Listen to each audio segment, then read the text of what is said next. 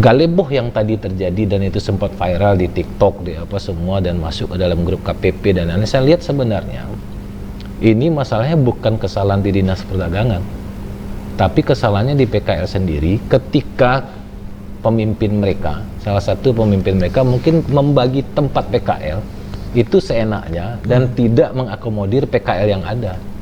Dan saya dapat informasi ada yang justru PKL-PKL baru yang notabene mungkin bertalian darah atau punya hubungan akrab dengan si oknum dari yang membagi PKL atau si ketuanya ini. Nah, ini yang mendapatkan tempat, yang lain yang mungkin selama ini mungkin sedikit agak bandel, mungkin ketika menjadi PKL di jalanan ini dibuang. Ini yang menjadi sumber masalah. Nah, galebohnya berbeda kalau seandainya yang membagi tempat adalah Dinas Perdagangan. Sementara Dinas Perdagangan sudah menyerahkan kepada ketua-ketua kelompok. Mana kelompok Anda, jumlah Anda sekian, dan tadi dinyatakan oleh Pak Kepala Dinas bahwa beliau memberikan kapasitas lebih daripada jumlah yang terdata. Seharusnya tidak ada lagi yang tidak dapat tempat. Nah, disinyalir sekarang itu oknum-oknum yang memang dijadikan ketua oleh para PKL ini yang bermain. Nah, hal-hal seperti ini sebaiknya ditindaklanjuti secara hukum saja. Mereka yang bermain-main dalam situ tindak lanjutnya secara hukum.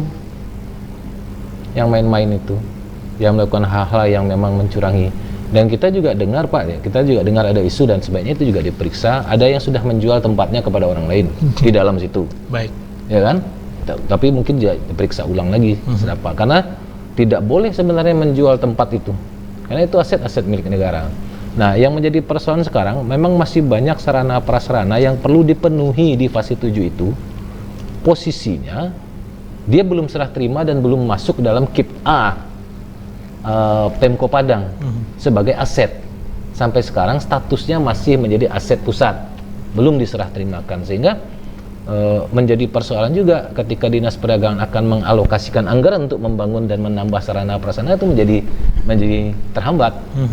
Karena memang gedungnya belum diserahkan menjadi milik Pemko, sehingga biaya perawatannya juga kalaupun diadakan ya belum bisa diterapkan.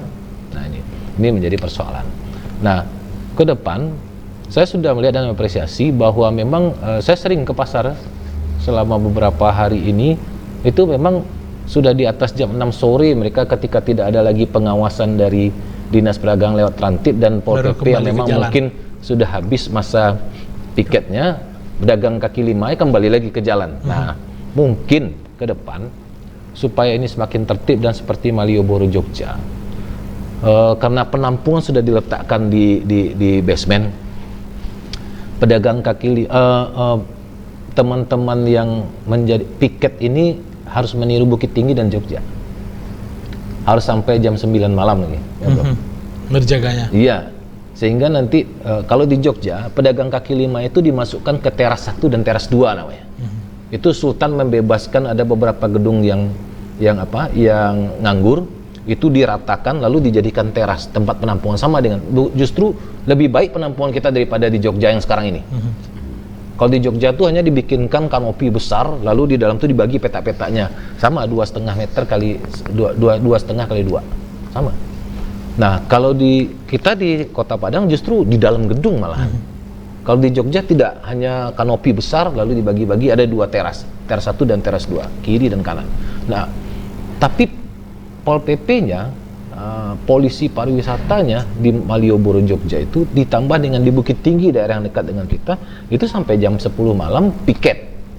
Sehingga tidak ada lagi yang mencoba memakai badan jalan dan Malioboro itu menjadi bersih. Kawasan jam gadang di Bukit Tinggi itu memang nyaman sampai dengan pukul 10 malam.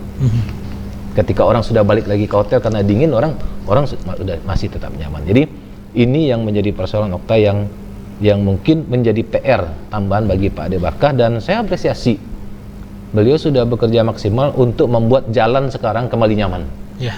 Sudah mulailah mungkin selama ini bopeng-bopeng di wajah cewek cantik ini atau perempuan cantik ini, bopeng, ada jerawat, ada macam-macam, sudah dibawa ke skincare, dibersihkan, akhirnya jadi mulus lagi. Itu yang dilakukan oleh Pak Ade.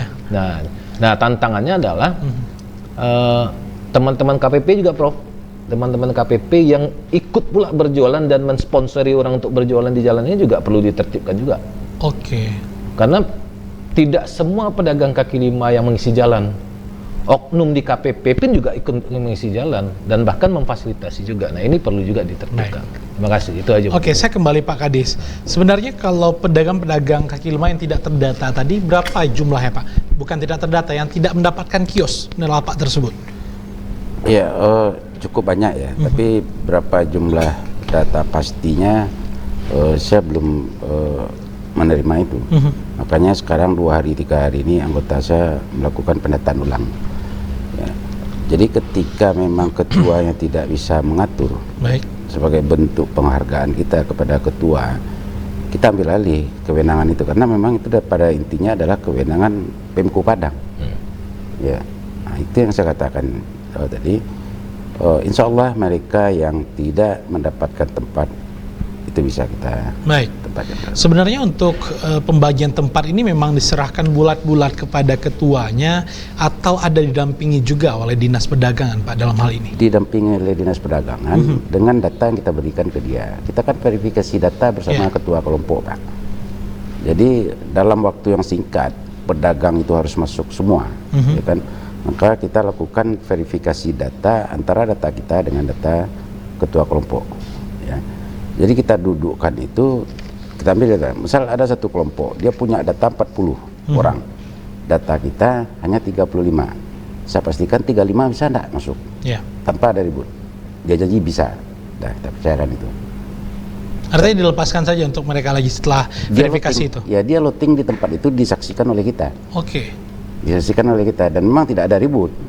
Nah, itu yang saya katakan, hanya sekarang ada satu kelompok yang kepengurusannya itu sedikit mengalami keributan karena ada yang mengklaim tidak dapat tempat. Nah, itu yang akan kita ambil alih lagi Pak. Saya yakin dapat tempat. Saya kembali Prof. Firman.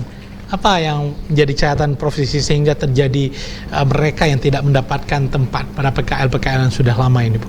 Jadi saya kira begini, apa mereka tidak dapat tempat atau mereka baru mau masuk setelah nampak narancak nih ya. Oke. Jadi saya mendengar, walaupun ini tidak saya verifikasi, saya mendengar juga bahwa yang harusnya dalam pikiran saya yang prioritas adalah mereka yang ada di sekitar itu. Jalanan. Ya, Jalan Parmindo, Yamin kan itu yang prioritas sebenarnya. Air mancur. Kalau sampai ke sana bolehlah, ya bolehlah kalau masih masalah tersedia. Tapi yang di sini, yang di depan Padang Express, Ya. kabarnya ada yang masuk ke situ, Baik. ada yang masuk ke situ.